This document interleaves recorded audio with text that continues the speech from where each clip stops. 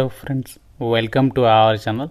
Friends, మనకి విద్యుత్ శాఖ అయినటువంటి power grid corporation of India limited నుంచి అఫీషియల్గా ఒక బంపర్ నోటిఫికేషన్ అయితే రిలీజ్ అయింది. ఈ రిక్రూట్మెంట్కి సంబంధించి సెలక్షన్లో మీకు ఎటువంటి ఎగ్జామినేషన్ లేకుండా డైరెక్ట్గా మిమ్మల్ని షార్ట్ లిస్ట్ చేసి ఒక వేకెన్సీస్కి అయితే ఎంపిక చేస్తున్నారు. ఎటువంటి అప్లికేషన్ ఫీజు కూడా ఏమీ లేదు. 960 వేకెన్సీస్ని అయితే భర్తీ చేస్తున్నారు. ఆంధ్రప్రదేశ్ అండ్ తెలంగాణ వాళ్ళకి మన సొంత రాష్ట్రాల్లోనే పోస్టింగ్ అనేది కల్పిస్తున్నారు. ఆన్లైన్ విధానంలోనే ఒక రిక్రూట్మెంట్కి అయితే అప్లై చేసుకోవాలి. ఈ వీడియోలో మీకు రిక్రూట్మెంట్కి సంబంధించి నోటిఫికేషన్ డీటెయిల్స్తో పాటు ఎలా అప్లై చేయాలి, సెలక్షన్ ప్రాసెస్ ఎలా ఉంటుంది, అన్ని డీటెయిల్స్ని క్లియర్ కట్గా ఎక్స్ప్లెయిన్ చేస్తాను. సో వీడియో చూసిన వాళ్ళందరికీ ఒక చిన్న రిక్వెస్ట్, తప్పనిసరిగా వీడియోని లైక్ చేసి ఒక చిన్న సపోర్ట్ అనేది తెలపండి. సో మీ నుంచి ఒకే ఒక లైక్ అయితే ఎక్స్పెక్ట్ చేస్తున్నాను. ఎలాంటి ఖర్చు లేదు కదా, తప్పనిసరిగా వీడియోని లైక్ చేయండి. ఛానల్ని ఫస్ట్ టైం చూస్తున్న వాళ్ళు ఇప్పుడే సబ్స్క్రైబ్ చేసుకుని వీడియోని కంప్లీట్గా అయితే చూసేసి ఈ రిక్రూట్మెంట్కి అప్లై చేయండి. ఒక విద్యుత్ శాఖకి సంబంధించి ఏదైతే పవర్ గ్రిడ్ కార్పొరేషన్ ఉందో ఈ యొక్క సంస్థ వాళ్ళు మనకి ఆల్ ఓవర్ ఇండియా వైడ్గా 960 వేకెన్సీస్ని అయితే రిక్రూట్మెంట్ చేస్తున్నారు. ఇందులో మనకి ఆల్ ఓవర్ ఇండియా వైడ్గా ఉన్నటువంటి వివిధ రీజియన్లలో ఇక్కడ వేకెన్సీస్ని అయితే భర్తీ చేస్తున్నారు. ఇందులో మనకి సదరన్ రీజియన్కి సంబంధించి ఆంధ్రప్రదేశ్ అండ్ తెలంగాణకి సపరేట్గా ఇక్కడ వేకెన్సీస్ అనేవి కేటాయించడం జరిగింది. కాబట్టి మీరు మన సొంత రాష్ట్రాల్లోనే పోస్టింగ్ ఉంటుంది కాబట్టి ప్రతి ఒక్కరు కూడా అప్లికేషన్స్ పెట్టుకునే ప్రయత్నం చేయండి. ముందుగా ఇక్కడ ఇంపార్టెంట్ డేట్స్ విషయానికి వచ్చినట్లయితే రిక్రూట్మెంట్కి మనకి 15th సెప్టెంబర్ నుంచి అప్లికేషన్ ప్రాసెస్ అనేది స్టార్ట్ అవుతుంది, online application. So last date వచ్చేసి October 6th వరకు అయితే మీరు అప్లికేషన్ అనేది పెట్టుకోవచ్చు అనమాట. రిక్రూట్మెంట్ ద్వారా భర్తీ చేసినటువంటి పోస్టులకి సంబంధించి వేకెన్సీస్ డీటెయిల్స్ కనుక పరిశీలించినట్లయితే ఇక్కడ తెలంగాణకి సంబంధించి టోటల్గా ఇక్కడ వేకెన్సీస్ అనేవి చూడొచ్చు. వివిధ రకాల పోస్టుల వారిగా అయితే ఇచ్చారు. ఐటీఐ ఎలక్ట్రీషియన్కి సంబంధించి 9 ఉన్నాయి. డిప్లొమా సివిల్ వచ్చేసి 4 అండ్ డిప్లొమా ఎలక్ట్రికల్ వచ్చేసి 4, గ్రాడ్యుయేట్ సివిల్ వచ్చేసి 4, గ్రాడ్యుయేట్ ఎలక్ట్రికల్ వచ్చేసి 4 and graduate computer science, diploma in office management, HR executive, CSR executive, law executive, Rajbhasha assistant. And next ఇక్కడ ఆంధ్రప్రదేశ్ స్టేట్కి సంబంధించి కూడా ఇక్కడ వేకెన్సీస్ అనేవి కేటాయించడం జరిగింది. ఇక్కడ మీరు క్యాస్ట్ వరకు కూడా వేకెన్సీస్ అనేవి చెక్ చేసుకోవచ్చు. యూఆర్ అంటే జనరల్ అంటే ఓపెన్ కేటగిరీ అనమాట. అండ్ ఓబీసీ, ఎస్సీ, ఎస్టీ అని చెప్పేసి ఇచ్చారు. మీ యొక్క క్యాస్ట్లో కనుక వేకెన్సీస్ లేకుంటే జనరల్లో ఉన్నాయి కాబట్టి మీరు ఏ కేటగిరీ వాళ్ళైనా సరే అప్లై అయితే చేసుకోవచ్చు అనమాట. ప్రాసెస్ విషయానికి వచ్చినట్లయితే ఇక్కడ నోటిఫికేషన్లోనే 5th పాయింట్ అనేది ఇక్కడ క్లియర్గా ఇచ్చారు చూడండి. షార్ట్ లిస్టింగ్ ఆఫ్ అప్లికేషన్స్ అని చెప్పేసి ఇక్కడ మీకు ఎటువంటి ఎగ్జామ్ అనేది ఏమీ ఉండదు. అప్లికేషన్స్ ఎవరైతే ఆన్లైన్లో సబ్మిషన్ చేస్తారో వాటిని వీళ్ళు స్క్రీనింగ్ అనేది చేస్తారు. స్క్రీనింగ్ అంటే ఏం లేదు, మీ యొక్క ఎడ్యుకేషనల్ క్వాలిఫికేషన్లో వచ్చినటువంటి మార్కుల ఆధారంగా మెరిట్ పద్ధతిన అభ్యర్థుల్ని షార్ట్ లిస్ట్ చేసేసి డాక్యుమెంట్ వెరిఫికేషన్కి అయితే పిలుస్తారు. 1:5 రేషియోలో అభ్యర్థుల్ని పిలుస్తామని చెప్పేసి అయితే చెప్తున్నారు. సో మీకు వెబ్సైట్లో లిస్ట్ అనేది పెడతారు. ఆ లిస్ట్లో మీ పేరు ఉంటే మీరు రిక్రూట్మెంట్కి సెలెక్ట్ అయినట్లే అన్నమాట.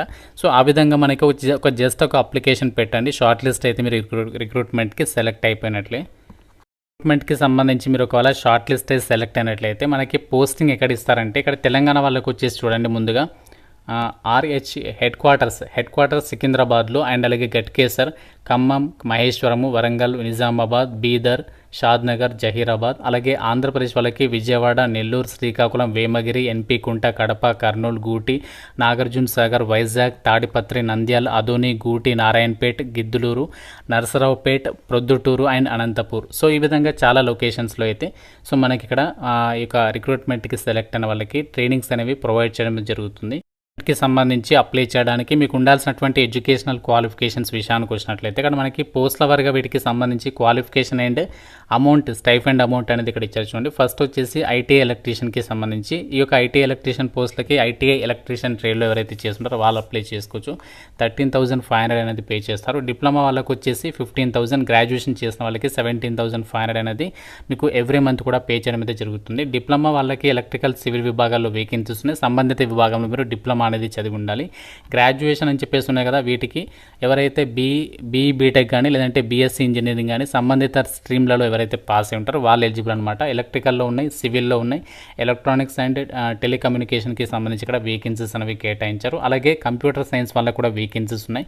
అలాగే డిప్లొమా ఇన్ ఆఫీస్ మేనేజ్మెంట్కి సంబంధించి సో ఎవరైతే డిప్లొమా ఇన్ మోడర్న్ ఆఫీస్ మేనేజ్మెంట్కి సంబంధించి విభాగాలు ఎవరైతే చేస్తుంటారో సో వాళ్ళు ఎలిజిబుల్ అనమాట. హెచ్ఆర్ ఎగ్జిక్యూటివ్ పోస్టులకి MBA HR అనేది లేదా post graduation diploma in personal మేనేజ్మెంట్కి చేసిన వాళ్ళు అప్లై అయితే చేసుకోవచ్చు. సిఎస్ఆర్ ఎగ్జిక్యూటివ్కి సోషల్ వర్క్ MSW ఎవరైతే చేస్తున్నారో వాళ్ళు ఎలిజిబుల్ అనమాట.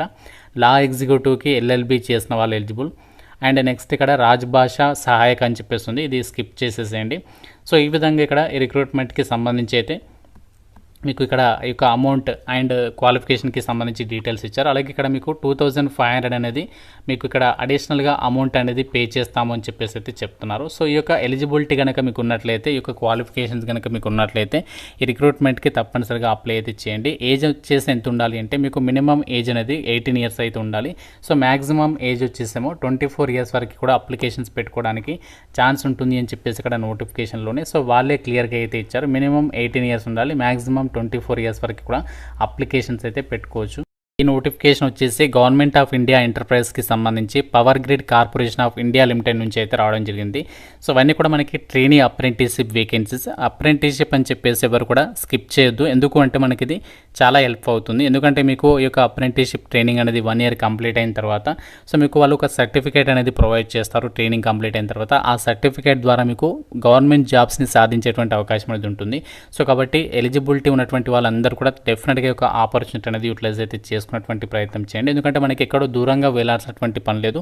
మన సొంత రాష్ట్రంలోనే ఆంధ్రప్రదేశ్ వాళ్ళకి ఆంధ్రప్రదేశ్కి దగ్గరలోనే, తెలంగాణ వాళ్ళకి మీ సొంత జిల్లాకి దగ్గరలోనే మనకి ఇక్కడ 1 ఇయర్ పాటు కూడా అప్రెంటిస్షిప్ ట్రైనింగ్ అనేది ప్రొవైడ్ చేస్తున్నారు. కాబట్టి ఇలాంటి మంచి ఛాన్స్ అనేది మీకు మళ్ళీ రాకపోవచ్చు. సో ఇక్కడ ఎలిజిబిలిటీ క్రైటీరియా కూడా మనకి పెద్దగా ఏమీ లేదు.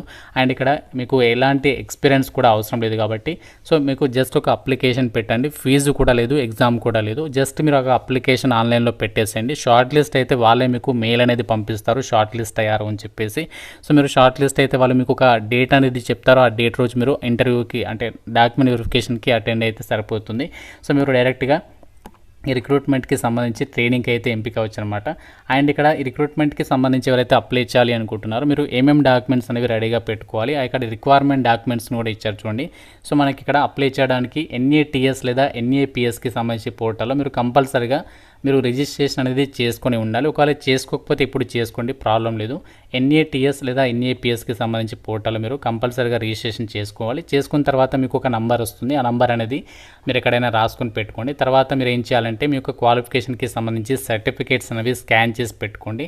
ఏజ్కి సంబంధించి 10th మెమో, అలాగే క్యాస్ట్ సర్టిఫికేట్ అండ్ బ్యాంక్ పాస్బుక్కి సంబంధించి కూడా మీరు రెడీగా పెట్టుకోవాలి. ఎందుకంటే మన బ్యాంక్ అకౌంట్కి వాళ్ళు ఆ అమౌంట్ అనేది పంపిస్తారు ఎవ్రీ మంత్. తర్వాత పాస్పోర్ట్ సైజ్ కలర్డ్ ఫోటోగ్రాఫ్, ఇవన్నీ కూడా మీరు రెడీగా పెట్టుకొని ఆన్లైన్ అప్లికేషన్ అనేది చేయాల్సి ఉంటుందన్నమాట.